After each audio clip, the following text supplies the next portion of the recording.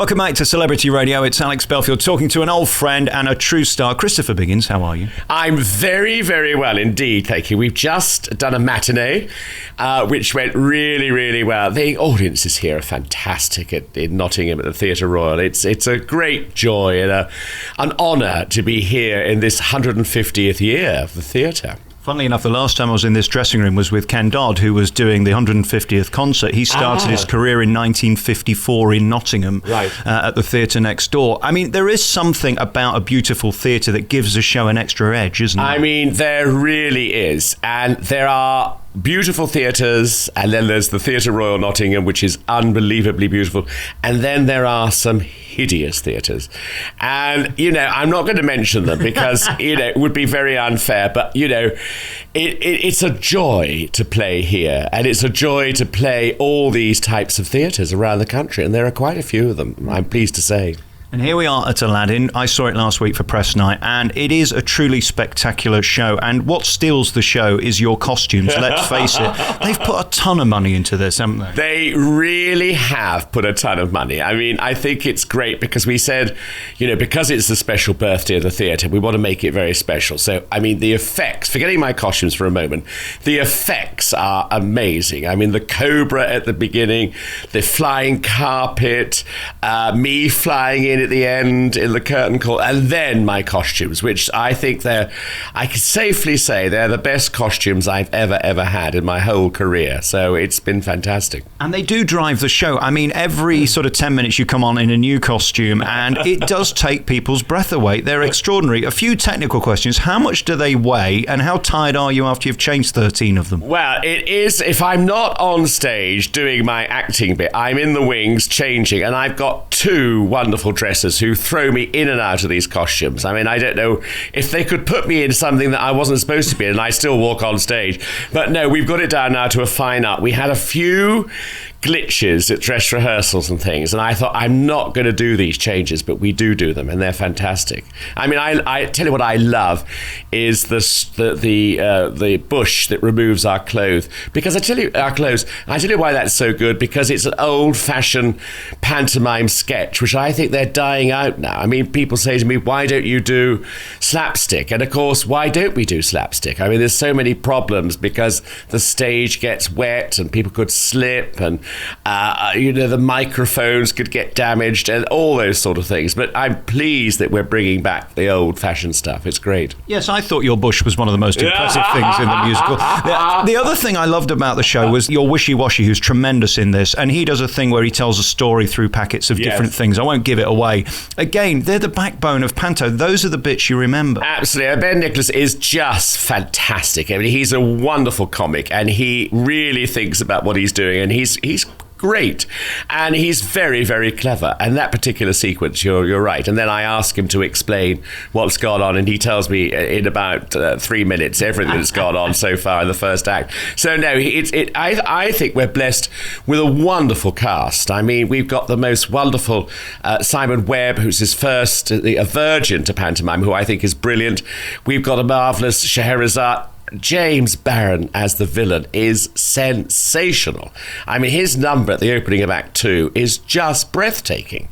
I mean, there's so much in it. The kids are wonderful. The boys and girl dances are wonderful. Everything. I mean, it's a real value for money pantomime. I always think Panto's a bit like the producers in real life. If it's done badly, it would be terrible. But if it's done properly, it's just magnificent. It is. And I think Kudos, who I work for, are the best pantomime producers ever. I mean, and they pull out all the stops, and they certainly have this year. It's been wonderful. Let's talk about you. So much has happened since we last spoke. We did this wonderful hour special for the BBC just a few years ago, and since then we have to talk about Friends. It's been an awfully difficult year. Two of the most important people in your life, Silla and Jackie Collins, we lost. How are you doing? Well, I'm doing well, and Linda Bellingham too.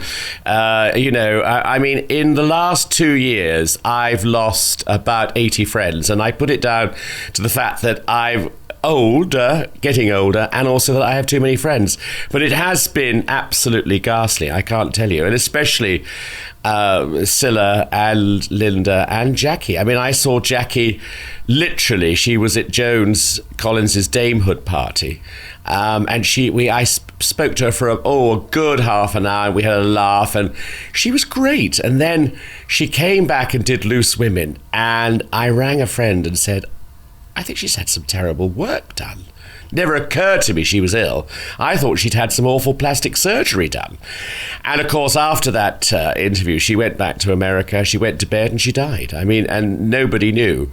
And I think it was great that nobody knew, because that's what Jackie wanted. I mean, a lot of her friends said, oh, this is terrible, how dare she not tell us? But that's her prerogative, and I stand by her. Linda Bellingham, of course, that was so tragic. I mean, a friend of mine for so long. And then Cilla Black. I mean, I still keep thinking I must ring Silla. And then I think, well, I can't because she's not there.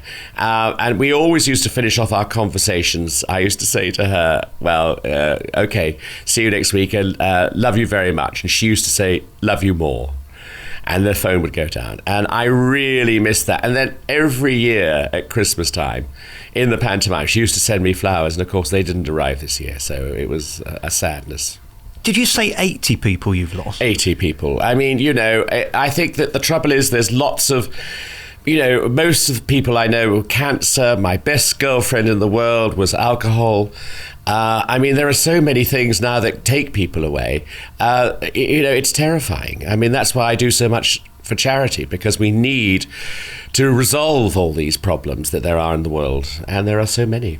Do you view it that you've been gifted with the presence of these people, and that's how you get through your day? Because if not, it would be awfully depressing. It would be depressing. And no, you're absolutely right. I mean, the joy that I've had with everybody, the people that I know who are no longer with us, has been phenomenal. I mean, it's the laughs that we've had, the sad times, the good times, the bad times, everything about it has been wonderful. And I would never have missed it. And I'm really lucky to be blessed with a huge amount of fantastic friends.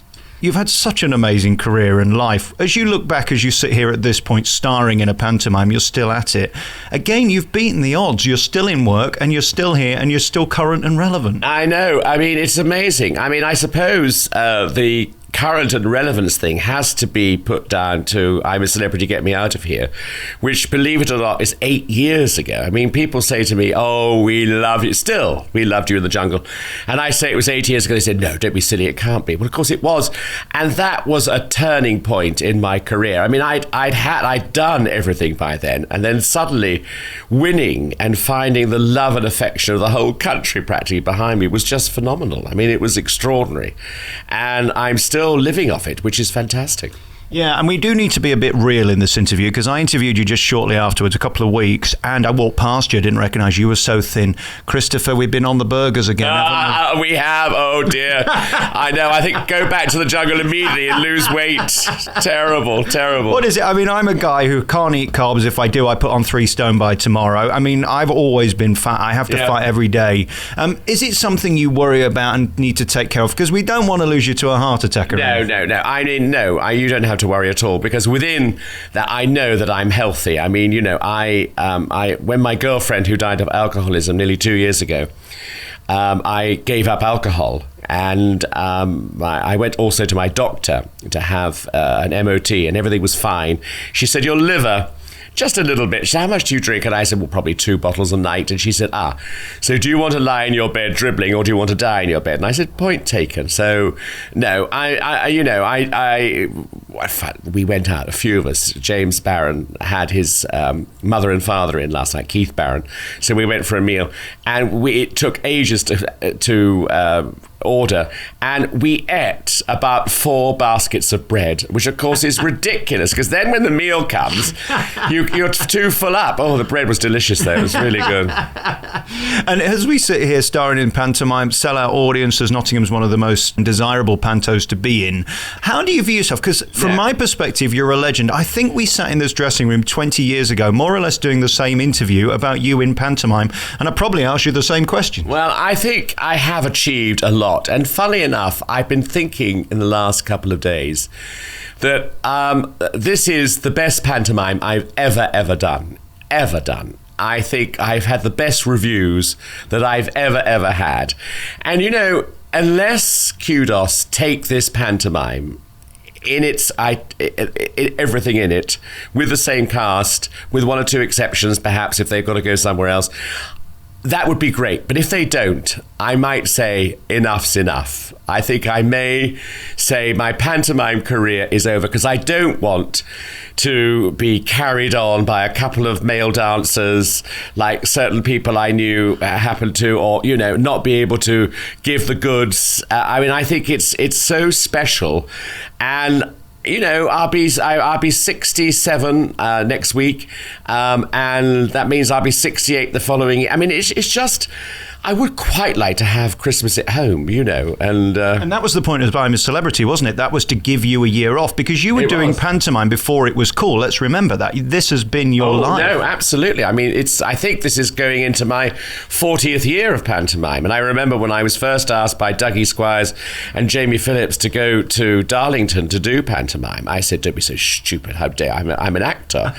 I don't go. And then they mentioned money, and they kept putting the money up, and I thought, well, I better do this, because it was such a lot of money in those days, and I never looked back. I absolutely loved it. It's been great. And it's your theory then you should leave the party before everyone else. You don't want to be the guy who's given the bad reviews because you went on too long. I honestly would hate it if I got bad reviews, if I couldn't do what I do now. And I think it would be marvellous to finish. What a way to finish in this wonderful theatre, this special event, 150th birthday, in a pantomime that I think is wonderful, and reviews like I could have written myself. So why would I bother? I don't know anybody in the business who embraces life more than you and enjoys it. People take it so bloody seriously, don't they? They really do. They really do. And I do enjoy it. And we have such a laugh, and that's what you've got to do. And so I would hate it.